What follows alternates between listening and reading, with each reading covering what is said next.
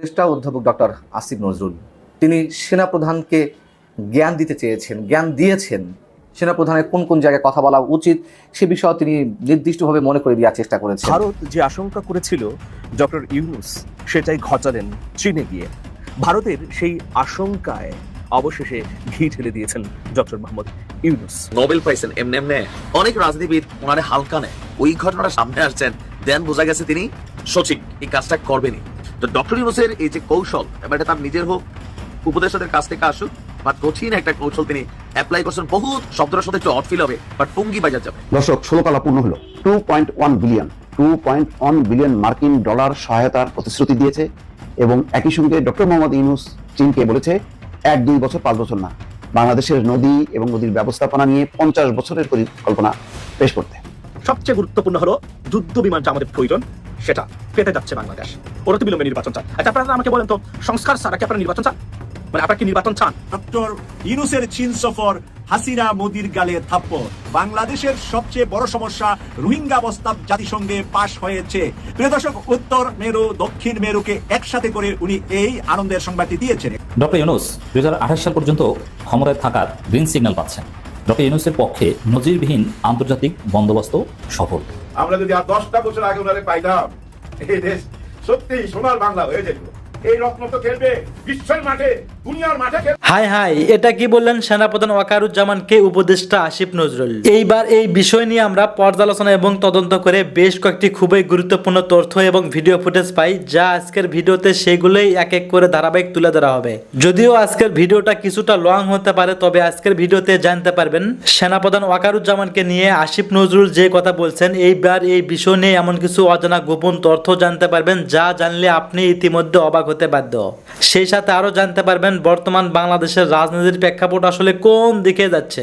বন্ধুরা, চলুন ভিডিওতে আজকে আর বেশি কথা বাড়াবো না, সরাসরি আজকে আমরা চলে যাব মূল ভিডিওতে। আর সেখানে আজকে আমরা শুনবো এই উপদেষ্টা আসিফ নজরুল সেনাপ্রধান ওয়াকারুজ্জামানকে নিয়ে কি বললেন। আসসালামু আলাইকুম। নতুন একটি বিতর্কের সৃষ্টি করলেন নিঃসন্দেহে সরকারের আইন উপদেষ্টা অধ্যাপক ডক্টর আসিফ নজরুল। তিনি সেনাপ্রধানকে জ্ঞান দিতে চেয়েছেন, জ্ঞান দিয়েছেন।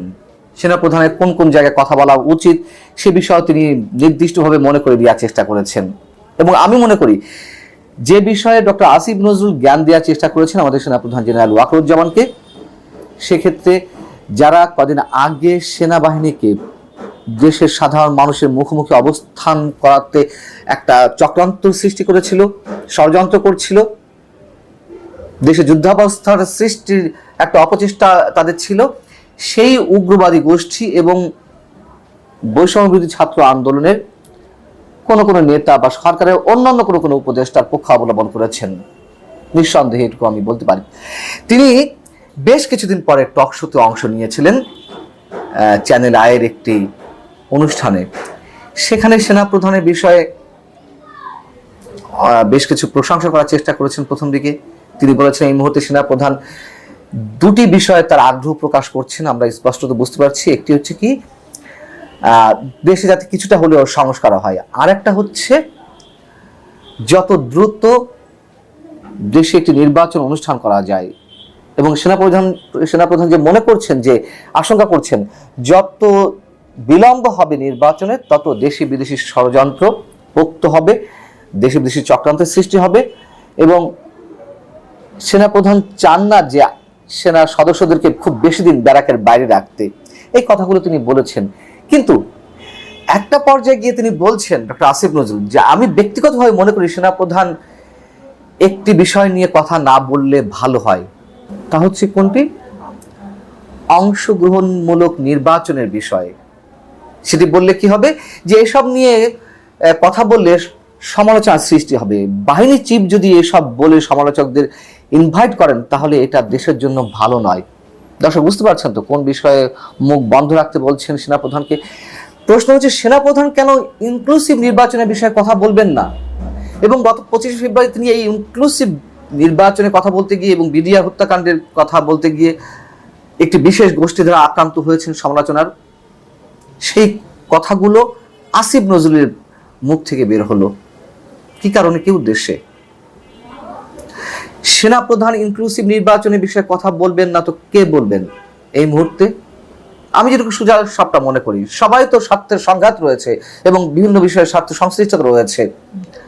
5 আগস্ট অভ্যুত্থানের দিন সেনাপ্রধান তো তার নিজের উপর পুরো দেশবাসীকে আস্থা রাখতে বলেছিলেন। কি জন্য আস্থা রাখতে বলেছিলেন? একটা গণতান্ত্রিক উপায়ে দেশকে উত্তরণের জন্য, এবং তার যে অব্যক্ত কথাগুলো সেগুলো তো আমরা বুঝি, যাতে আর কোনো ধরনের পুরনো সংস্কৃতি ফিরে না আসে, এবং তারই ধারাবাহিকতা একটি অংশগ্রহণমূলক নির্বাচন। অথচ তিনি কেন অংশগ্রহণমূলক নির্বাচনের কথা বলছেন? এই জন্য এই বিষয়গুলো সমালোচনার শিকার হতে পারে, তাই দয়া করে এই কথাগুলো বলবেন না। বাহ, কি সুন্দর কথা। এবং তিনি জাতিসংঘেরও উদাহরণ দিচ্ছেন। জাতিসংঘ বলে গেছে, জাতিসংঘের মহাসচিব কদিন আগে বাংলাদেশ সফরে এসে যে বললেন যে তারা কোনো দল নিষিদ্ধ হোক এটা চান না, এবং এটির মধ্য দিয়ে অনেকে ব্যাখ্যা করার চেষ্টা করলেন যে জাতিসংঘ চায় একটা ইনক্লুসিভ নির্বাচন, তার কারণ আওয়ামী লীগ নিষিদ্ধ করলে তো আওয়ামী লীগ নির্বাচনে অংশগ্রহণ নিতে পারবে না। বারবার বলি, শতবার বলি, হাজারবার বলে যাব যে আওয়ামী লীগ যারা অপরাধী, যারা গুম খুনের সঙ্গে জড়িত, গণহত্যার সঙ্গে জড়িত কিংবা দুর্নীতির সঙ্গে জড়িত, তাদের বিচার অবশ্যই হতে হবে। কিন্তু দল কেন? আওয়ামী লীগের যে এখনো পর্যন্ত মিনিমাম 3 থেকে 4 কোটি মানুষ কট্টর সমর্থক হিসেবে রয়েছেন, তাদের অপরাধটা কি? কেন তাদের আদর্শের জায়গায় কথা বলতে পারবেন না? কেন তারা রাজনীতি করতে পারবেন না? কেন তাদের রাজনৈতিক দলটি নির্বাচনে অংশগ্রহণ করতে পারবেন না? এই একই কথাগুলো তো আমরা 7 জানুয়ারি নির্বাচনের আগে মুহুর্ব বলে এসেছি। সে 2014 থেকে 2018 থেকে 2024 এসেও বলেছি, এখনো বলতে চাই। সেটি আওয়ামী লীগ হোক, বিএনপি হোক কিংবা যদি জামাতও হয়ে থাকে, আমরা বলবো জাতিসংঘের মহাসচিবের কথা উল্লেখ করতে গিয়ে ডক্টর আসিফ নজরুল কত সুন্দর একটা চতুরতার সঙ্গে বলছেন, জাতিসংঘের রিপোর্টে ইনক্লুসিভ ইলেকশনের কথা বলা নেই। তারা বলেছে দলকে যাতে নিষিদ্ধ না করা হয়। তিনি জ্ঞান দিচ্ছেন বিভিন্ন বিষয়ে। তিনি যেদিন জাতিসংঘের মহাসচিবের একটা মত বিনিময়ের মতো অনুষ্ঠান ছিল বিভিন্ন রাজনৈতিক দলের সঙ্গে, 7টি রাজনৈতিক দল সেখানে আমন্ত্রিত ছিল। জাতিসংঘের বাংলাদেশস্থ আবাসিক কার্যালয় থেকে এই অনুষ্ঠানটি আয়োজন করা হয়েছিল। সেখানে কোন এখতিয়ারের মধ্যে থেকে আসিফ নজরুল সেই অনুষ্ঠানটি পরিচালনা করেন? জাতিসংঘের কান্ট্রি অফিস দ্বারা যেই অনুষ্ঠানটি আয়োজন করা হয়েছে সেটা তো পরিচালনা করবে তারা, তাদের যে কোনো প্রতিনিধি। আসিফ নজরুল সরকারের আইন উপদেষ্টা বা মন্ত্রী হয়ে কেন তিনি সেই প্রোগ্রামটি কন্ডাক্ট করবেন? এবং সেই প্রোগ্রাম নিয়ে অনেক বেশি সমালোচিত হয়েছে। আমি নিজে এটি কন্টেন্ট করেছি। সেখানে মির্জা ফখরুল ইসলাম আলমগীরের মতো মানুষদেরকে 2 থেকে 3 মিনিটের বেশি কথা বলতে দেওয়া হয়নি। রুহিল হাসান প্রিন্সদের মতো মানুষদেরকে, মাহমুদুর রহমান মান্নাদের মতো মানুষদেরকে কথা বলার সুযোগ দেওয়া হয়নি। সেখানে ছাত্রদের জন্য স্পেশাল টাইম বরাদ্দ দেওয়া হয়, তারা অনেক দেরিতে যাওয়ার পরেও। ডক্টর আসিফ নজরুল এখন জ্ঞান দিতে আসছেন সেনাপ্রধানকে, এবং তিনি বলছেন যে বৈষম্য বিরোধী ছাত্রদের নিয়ে গঠিত নতুন রাজনৈতিক দল জাতীয় নাগরিক পার্টির প্রতি সরকারের আশীর্বাদ রয়েছে কিনা, এমন একটি প্রশ্নের জবাবে তিনি বলছেন, আমি গ্যারান্টি দিয়ে বলতে পারি আমাদের উপদেষ্টা পরিষদের কেউ ছাত্রদের রাজনৈতিক দলের সঙ্গে যুক্ত হবে না। ডাহা মিথ্যা কথা, আমরা দেখছি না। উনি বললেন, উনি যা বলবেন তা সত্য হয়ে যাবে, আমরা সেটি মেনে নেব, প্রশ্ন করে না। একেবারে উজ্জ্বল দৃষ্টান্ত আমাদের সামনে একের পর এক স্থাপিত হচ্ছে, আমরা সেগুলো সব বাদ দিয়ে ওনার কথা মনে করব। আর উনি বলছেন যে যদি এটি না হয় তাহলে আমার সারা জীবনের জাজমেন্ট ভুল। আপনি তো ভুল ডক্টর আসিফ নজরুল, আপনার জাজমেন্ট বিভিন্ন ক্ষেত্রে ভুল। কেন মন্তব্য করেছেন না, একটি ভিডিও ভাইরাল হয়েছে, এরকম অসংখ্য ভিডিও আপনার আছে। আপনি বলেছেন যে বঙ্গবন্ধুর মতন একজন নেতা বাংলাদেশে থাকতে সেই দেশের নাগরিক হিসেবে আমি গর্ববোধ করি, এই মন্তব্য করেছেন। সেই বঙ্গবন্ধুর ছবি যখন বঙ্গভবন থেকে ঔদ্ধত্যের সঙ্গে আপনারই এক সহকর্মী উপদেষ্টা পরিষদের সে নামিয়ে ফেলেন, টু শব্দটি উচ্চারণ করেন না। সেই বঙ্গবন্ধুকে ফ্যাসিবাদের জনক হিসেবে আখ্যা দেওয়া হচ্ছে দেশের, টু শব্দটির উচ্চারণ করেন না। তা আপনার জাজমেন্ট ভুল হবে না তো কি হবে? অথবা আপনি নিজে স্রেফ প্রতারণা করছেন নিজের সঙ্গে, অথবা সুবিধাবাদীর জন্য আপনি নিজেকে বিক্রি করে দিচ্ছেন। এই কথাগুলো তো আসবে, প্রমাণ সাপেক্ষে কথাগুলো বলছি, উত্তর দেন পারলে এই কথাগুলোর।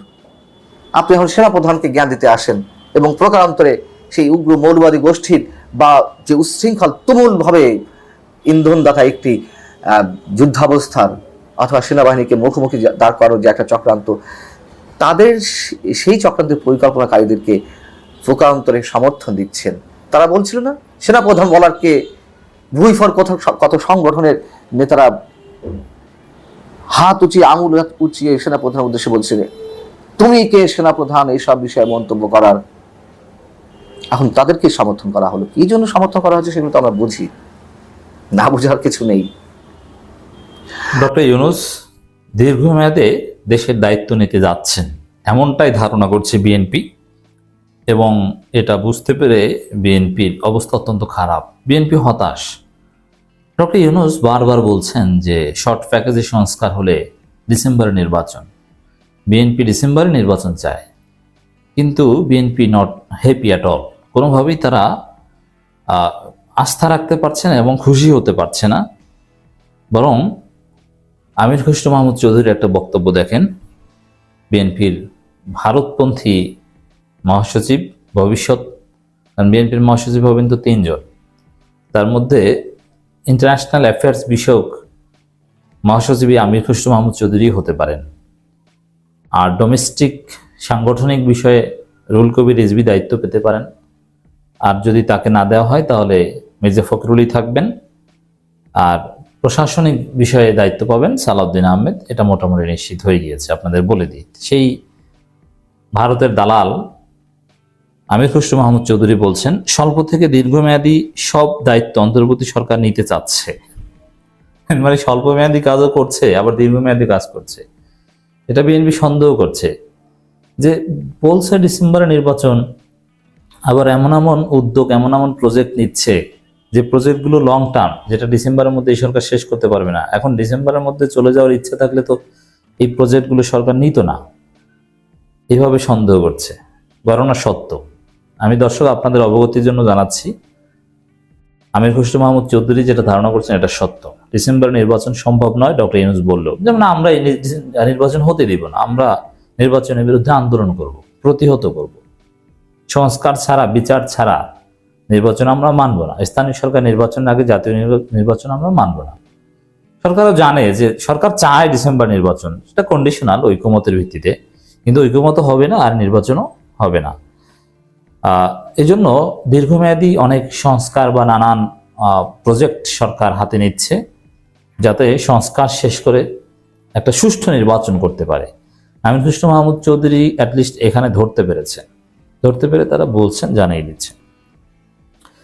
জাতীয় নির্বাচন নিয়ে অন্তর্বর্তীকালীন সরকারের ঢিমেতাল নীতির কঠোর সমালোচনা করে। ঢিমেতাল নীতি কি এটা আমি বুঝি না ভালো, যাই হোক, মানে ওই এক এক সময় এক এক কথা বলা, ধীরে চলো নীতি, কথা কাজে মিল নাই, এগুলো হতে পারে ঢিমেতাল নীতির অর্থ। আসলে কথা কাজের মিল আছে, এক এক সময় এক এক কথাও না। 2টা প্যাকেজ দিয়ে দিছে যে শর্ট প্যাকেজ নেবেন না লং প্যাকেজ নেবেন। শর্ট প্যাকেজ নিলে ডিসেম্বর নির্বাচন, আর বড় প্যাকেজ নিলে আগামী বছরের জন্য নির্বাচন, আর তাও কন্ডিশনাল, যে সবাই একমত হলে নির্বাচন হবে, একমত না হলে কেন একমত না সেটা তো দেখার দায়িত্ব সরকারের। এটাকেই ঢিমেতাল নীতি বলছে। সরকার সবকিছুর দায়িত্ব নিতে যাচ্ছে বলে মন্তব্য করেছেন বিএনপির স্থায়ী কমিটির সদস্য আমির খসরু মাহমুদ চৌধুরী। কেন আপনাদের দায়িত্ব দিবে? সরকার মানেই তো সবকিছু দায়িত্ব নেবে, সরকারের কাজেই তো দায়িত্ব নেওয়া। তিনি বলেন অন্তর্বর্তী সরকার বাংলাদেশের আগামী দিনে স্বল্পমেয়াদী, দীর্ঘমেয়াদী, মধ্যমেয়াদী, এরপরও যদি কিছু থাকে সবকিছু দায়িত্ব নিতে যাচ্ছে। সরকার আকার ও পরিধি আরো বড় করছে, অথচ অন্তর্বর্তী সরকারের প্রধান দায়িত্ব ছিল দেশে একটি অবাধ, সুষ্ঠু, নিরপেক্ষ নির্বাচন দেওয়া, এর মাধ্যমে জনগণের মালিকানায় ফিরিয়ে দেওয়ার কথা বলেছেন। এই সরকার জনগণের সরকার, যে কোনো সরকারের চাইতে গণতান্ত্রিক সরকার, ম্যান্ডেট প্রাপ্ত সরকার, not electoral mandate but popular mandate. তো এখানে দেখেন দর্শক, এখানে এই যে সরকারের পরিধি বাড়ানো, নতুন নতুন উপদেষ্টা নিয়োগ, মানে এটাকেও সন্দেহের চোখে দেখছে। হ্যাঁ, রাইট, সরকার দেশে আরো শক্ত নিয়ন্ত্রণ আরোপ করতে যাচ্ছে, প্রকৃতপক্ষে শাসন করতে যাচ্ছে, যাতে বিএনপি ভোট চুরি করতে না পারে। আমির খসরু মাহমুদ চৌধুরীর ধারণাটা অনেকাংশে সঠিক, আমি ব্যাখ্যা করলাম। আমির খসরু মাহমুদ চৌধুরী বলেন, আমরা সবাই একটি উদ্দেশ্যে ফ্যাসিস্টকে বিতাড়িত করেছি। তারা বাংলাদেশের মানুষের রাজনৈতিক, গণতান্ত্রিক ও সাংবিধানিক অধিকার কেড়ে নিয়েছিল। এগুলো বাংলাদেশের মানুষের ফিরিয়ে দেওয়ার মাধ্যমে আমরা সবার জনগণ রাষ্ট্রে ফিরে পাবো। সবাই এ বিষয়ে, সবার মধ্যে এ বিষয়ে ঐকমত ছিল এবং এখন আছে। রাইট, 100% এগ্রি করি। কিন্তু এই যে বিষয়ে আপনারা লড়াই করেছিলেন, ওই বিষয়টা তো অলরেডি আমরা অনেকটা অ্যাচিভ করেছি বা অ্যাচিভ করতে যাচ্ছি। যেমন এই কথাটা দেখেন, আমরা সবাই একটি উদ্দেশ্যে ফ্যাসিস্টকে বিতাড়িত করেছি, যারা বাংলাদেশের মানুষের রাজনৈতিক, গণতান্ত্রিক ও সাংবিধানিক অধিকার কেড়ে নিয়েছিল, মানে ওই অধিকারগুলো ফিরে পেতে আমরা লড়াই করেছি, তাই না? তাহলে আমরা রাজনৈতিক অধিকার ফিরে পেয়েছি, সবাই রাজনীতি করছি, গণতন্ত্র ফিরে পেয়েছি, আমরা মত প্রকাশ করছি, যা ইচ্ছা তা করতে পারছি, সরকারকে গালাগালি করতে পারছি, রাষ্ট্রের ডিসিশন মেকিং প্রসেসে অংশগ্রহণ করতে পারছি, মতামত দিতে পারছি, এগুলো তো আমরা করছি। একটা সাংবিধানিক অধিকার, একটা নতুন সংবিধান তৈরির চেষ্টাও চলছে। তিনি বলেন, কিন্তু কেন জানি মনে হচ্ছে আমরা সেদিকে আর নেই। কেননা রাষ্ট্রের মালিকানা, রাজনৈতিক, গণতান্ত্রিক ও সাংবিধানিক অধিকার ফিরিয়ে দেওয়ার প্রক্রিয়া ত্বরান্বিত করা হচ্ছে না। সবই ঠিক আছে, জনগণের ভোটে নির্বাচিত একটি সরকার হাতে শান্তিপূর্ণ ক্ষমতা হস্তান্তরের গণতান্ত্রিক অর্ডার বাংলাদেশ ফিরিয়ে আনার যে কাজ, সেটি পিছিয়ে যাচ্ছে। মানে ডিসেম্বর নির্বাচন হবে, এটা কিছুদিন মানতে পারছেন না, পিছিয়ে যাচ্ছে না, বরং এটাকে সুষ্ঠু করার চেষ্টা করা হচ্ছে। আপনারা ভোট চুরি করবেন, এই জন্য এটা সুষ্ঠু করার চেষ্টা করা হচ্ছে।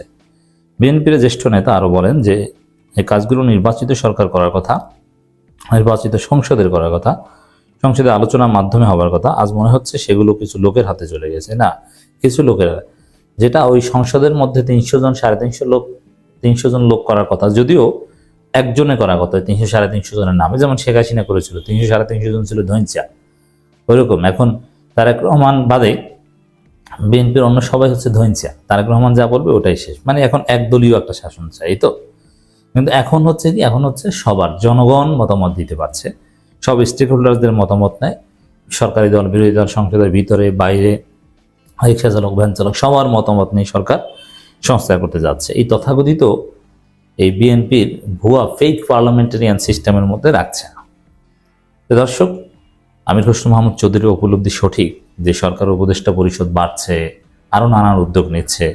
এর মানে সরকারও জানে তারা স্বল্প প্যাকেজে ডিসেম্বরের মধ্যে নির্বাচনের কথা বললো, এটা যে সম্ভব নয় এটা জানে। এই জন্য বিএনপির মন খারাপ, বিএনপি পাগল হয়ে যাচ্ছে।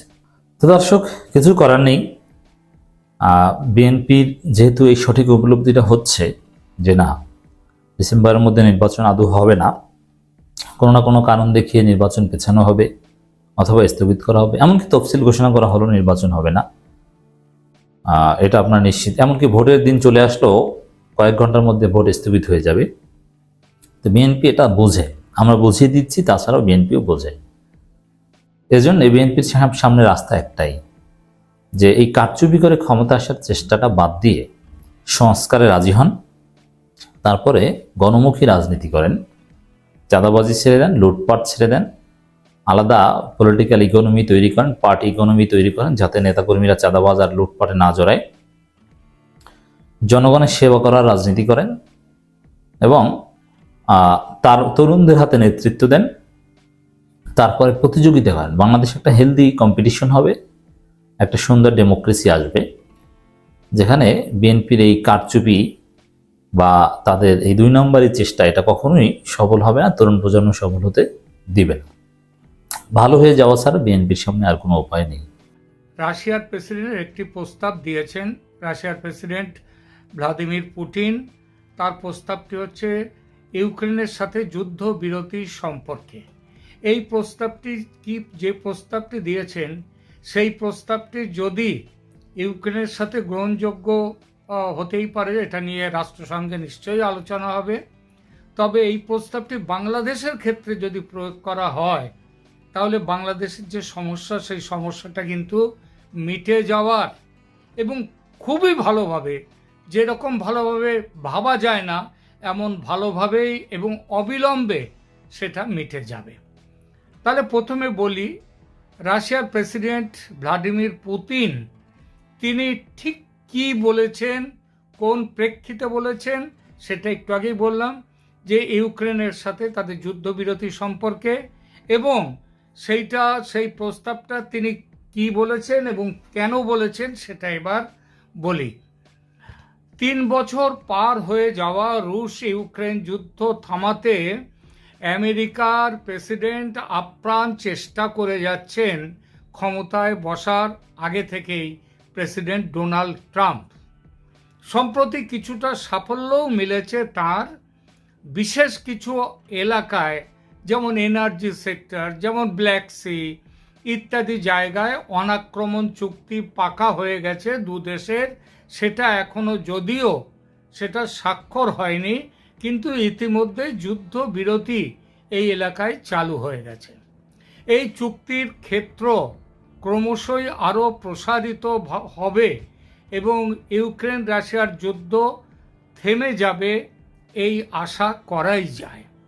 কিন্তু এই প্রসঙ্গে গতকাল পুতিন সাহেব, রাশিয়ার প্রেসিডেন্ট, কিছু সমস্যার উল্লেখ করেছেন। এই সমস্যা সাংবিধানিক সমস্যা যেমন, তেমন তার বাস্তব প্রয়োগেরও সমস্যা রয়েছে। গতকাল শুক্রবার 28শে মার্চ এক টেলিভাইজড ভাষণে ভ্লাদিমির পুতিন তিনি যে সমস্যার কথা বলেছেন সেটা এরকম। ইউক্রেনের প্রেসিডেন্ট জেলেনস্কি তার প্রেসিডেন্ট হিসেবে কার্যকালের মেয়াদ 2024-এ শেষ হয়ে গেছে। ইউক্রেনের প্রেসিডেন্ট পদে তিনি এখন সাংবিধানিক মতে থাকতে পারেন না। তিনি এখন ক্ষমতায় আছেন, যদিও প্রেসিডেন্ট হিসেবেই সেটা যুদ্ধ পরিস্থিতির জন্য ইউক্রেনে যে সামরিক শাসন বা মার্শাল ল জারি হয়েছে, সেই মার্শাল ল জারি করার প্রেক্ষিতে পুতিন সাহেব প্রেসিডেন্ট হিসেবে আগেও তিনি ছিলেন, তিনি দেশের সামরিক বাহিনীর প্রধান, যেমন প্রেসিডেন্ট থাকেন সব দেশে। সুতরাং তিনি ক্ষমতায় আছেন সেই প্রেসিডেন্ট হিসেবে, কিন্তু তিনি কোনো গণতান্ত্রিক সরকারের নির্বাচিত প্রেসিডেন্ট হিসেবে নেই। তিনি আছেন সামরিক শাসন বা মার্শাল ল জারি করার প্রেক্ষিতে তিনি প্রেসিডেন্ট পদে আছেন। সুতরাং এই মার্শাল ল কখন জারি করা হয়? মার্শাল ল জারি করা হয় যখন সংবিধান বাতিল করে তারপরেই একটি গণতান্ত্রিক দেশে মার্শাল ল জারি করতে হয়। আর জেলেনস্কি আছেন সেই সামরিক শাসনের রাষ্ট্রপতি হিসেবে। এই সরকার সংবিধান সম্মত নয়। সুতরাং জেলেনস্কির অধিকার নেই কোনো চুক্তি স্বাক্ষর করার। এইটাই হচ্ছে রুশ প্রেসিডেন্ট ভ্লাদিমির পুতিনের বক্তব্য। এই পরিস্থিতিতে তাহলে চুক্তি কিভাবে হবে, কিভাবে হতে পারে? জেলেনস্কির সঙ্গে প্রথমে বলি কেন হলে কি অসুবিধা সেটা বলি। এই পরিস্থিতিতে যদি জেলেনস্কির সঙ্গে রাশিয়ার সরকার কোনো চুক্তি করে, সেটা ভবিষ্যতে গণতান্ত্রিকভাবে নির্বাচিত কোনো সরকার, যদি অন্য কোনো সরকার আসে, সেই সরকার এসে সেই চুক্তিকে মানতে নাও পারে, কিংবা আদালতে এই চুক্তির বিরুদ্ধে যে কেউ চলে যেতে পারে। সেই ক্ষেত্রে চুক্তি বাতিল হওয়ার সম্ভাবনা থাকে। এই যদি হয় তাহলে চুক্তিটা পরিণত হবে একটি বাজে কাগজের বান্ডিলে। প্রসঙ্গত ইউক্রেনের এটাও বলেছেন ভ্লাদিমির পুতিন যে সংবিধানে স্পষ্ট নির্দেশ দেওয়া আছে, ইউক্রেনের সংবিধানে, যে সামরিক শাসনের অধীনে দেশে কোনো সাধারণ নির্বাচন হতে পারবে না। অর্থাৎ এখন যেহেতু ইউক্রেনে সামরিক শাসন আছে, তাই সেখানে কোনো নির্বাচন হতে পারবে না, এটা ইউক্রেনের সংবিধানে আছে। সুতরাং যুদ্ধ থামানোর ব্যাপারে আমেরিকার মধ্যস্থতায় যে চুক্তি স্বাক্ষরের কথা চলছে, সেখানে ইউক্রেনের পক্ষে কে সই করবেন? রুশ প্রেসিডেন্ট তার উত্তর দিয়েছেন, তার একটা কিভাবে এই সমস্যার সমাধান করা যায় তার একটা পথ বাতলে দিয়েছেন। তার মতে তিনি বলেছেন যে রাষ্ট্রসংঘের ইউএনও, এই রাষ্ট্রসংঘের ব্যবস্থাপনায় ও রাষ্ট্রসংঘের নেতৃত্বে একটি সরকার তৈরি হোক ইউক্রেনে। তারপর একান্তভাবে সেই রাষ্ট্রসংঘের নেতৃত্বে গঠিত সরকার, এটা হবে অস্থায়ী ও অসামরিক সরকার, এবং সেটা একটি সাময়িক সরকার। প্রয়োজনে আমেরিকা যুক্তরাষ্ট্র, ইউরোপের দেশগুলো, রাশিয়া এবং রাশিয়ার যে মিত্র দেশ আছে তাদের নিয়ে এই সরকারের দেখাশোনা করা যেতে পারে। এই সরকার সে কি করবে?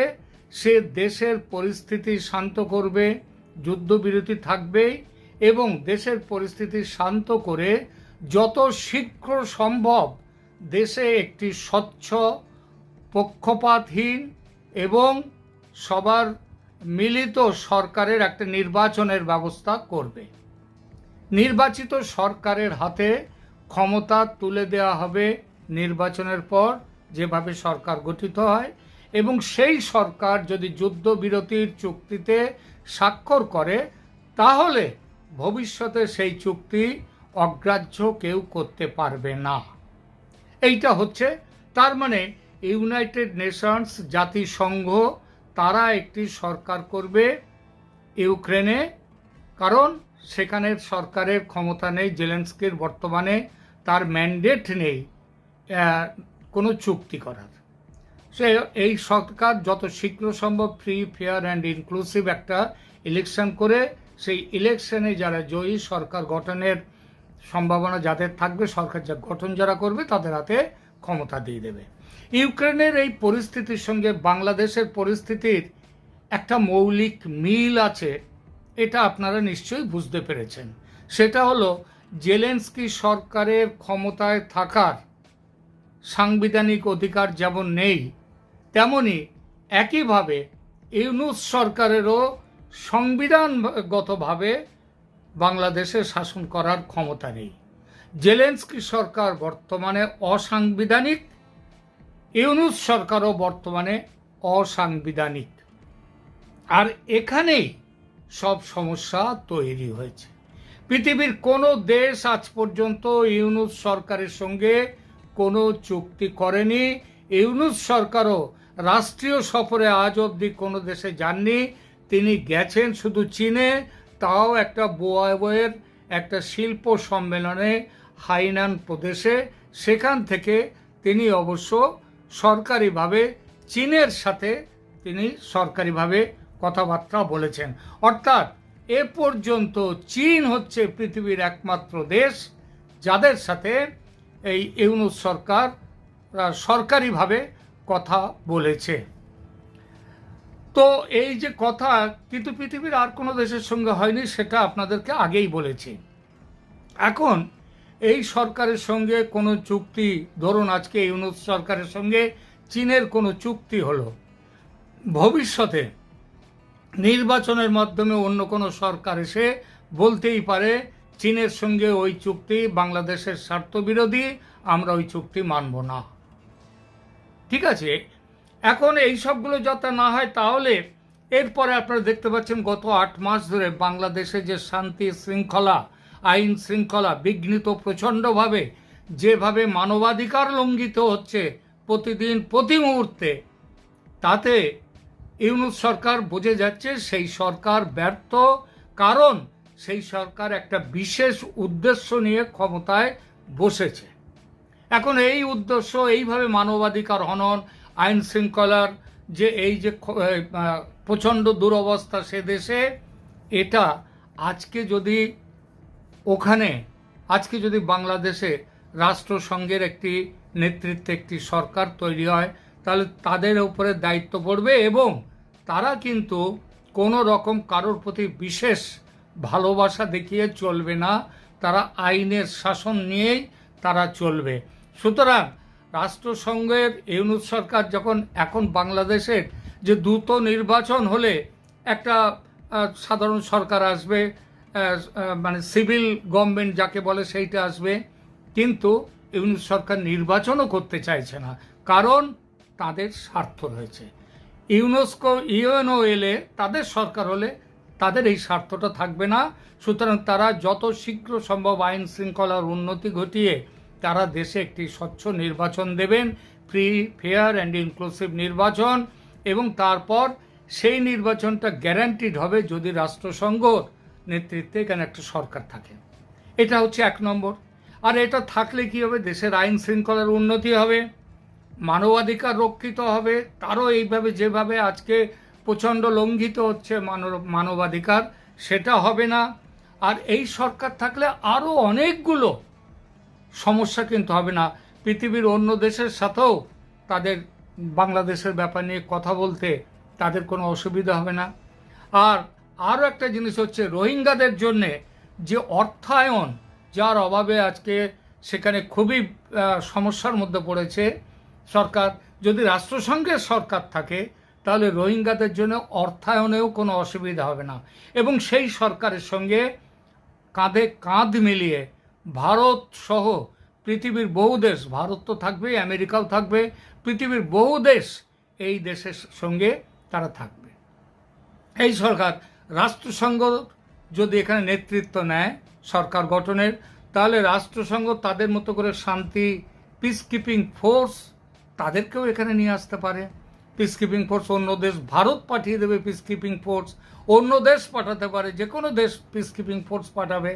সুতরাং এই যত রকমের সমস্যা আজকে বাংলাদেশ জুড়ে দেখতে পাচ্ছেন, যে সন্ত্রাসবাদের যে কালো ছায়া যেগুলো দেখতে পাচ্ছেন, এই সবগুলো কিন্তু যেন আলাদিনের আশ্চর্য প্রদীপের মতো, সেগুলো ছোঁয়ালেই যেমন সব সমস্যা শেষ হয়ে যায়, তেমনি এই সমস্যাও কিন্তু শেষ হয়ে যেতে পারে। তার মানে আমরা পুতিন যেটা ইউক্রেনের পক্ষে বলেছেন, রাষ্ট্রসংঘের নেতৃত্বে একটি সরকার গঠন সাময়িক, অত্যন্ত স্বল্পকালের জন্য থাকবে। আমরা, আমার মনে হয় বাংলাদেশের ব্যাপারে যে মানবাধিকার সংগঠন এবং অন্যান্য সংগঠন যারা কাজ করছেন, বিশেষত আমেরিকায়, নিউ ইয়র্কে যারা কাজ করছেন এই সমস্ত ব্যাপার নিয়ে, মানবাধিকার নিয়ে বাংলাদেশের, তাদেরকে বলবো যে আপনারা দয়া করে আজকে পুতিন সাহেব ইউক্রেনের ব্যাপারে রাষ্ট্রসংঘের নেতৃত্বে সরকার গঠনের যে প্রস্তাব দিয়েছেন, ওই লাইনে আপনারাও রাষ্ট্রসংঘের কাছে লিখুন, রাষ্ট্রসংঘের কাছে লিখুন। আপনি দেখবেন আজকে বাংলাদেশ আজকে যে ভয়ঙ্কর দুর্দশার মধ্যে পড়েছে, সেখান থেকে আবার বলছি খুব তাড়াতাড়ি বেরিয়ে আসতে পারবে। সুতরাং যারা বাংলাদেশের বিভিন্ন রাজনৈতিক দল, তারা হয়তো তাদের সাথে কে কতটা এগিয়ে আসবে জানি না, কিন্তু তাদেরকেও বলবো এবং বিশেষভাবে মানবাধিকার সংগঠনগুলোকে বলবো, আপনারা রাষ্ট্রসংঘের কাছে এই দাবি করুন যেন বাংলাদেশে এক্ষুনি পিস কিপিং ফোর্স পাঠানো হয় এবং বাংলাদেশে যাতে রাষ্ট্রসংঘের নেতৃত্বে একটি সরকার গঠন করে খুব দ্রুত স্বচ্ছ, পক্ষপাতহীন এবং ইনক্লুসিভ একটা ইলেকশন করে যারা জিতবে, মানুষের সমর্থন যাদের কাছে থাকবে, তাদের হাতে ক্ষমতা তুলে দেবে।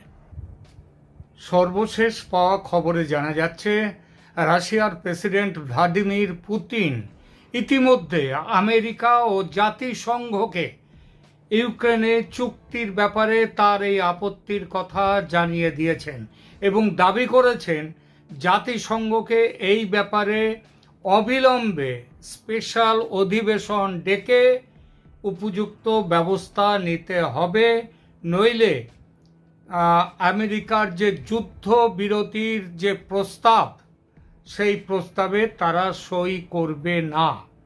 আগামী 2-1 মাসের মধ্যে পুতিন ভারত সফরে আসছেন, সে ব্যাপারে গতকাল রাতে কথা হয়েছে রাশিয়া ও ভারতের দুই পররাষ্ট্রমন্ত্রীর মধ্যে।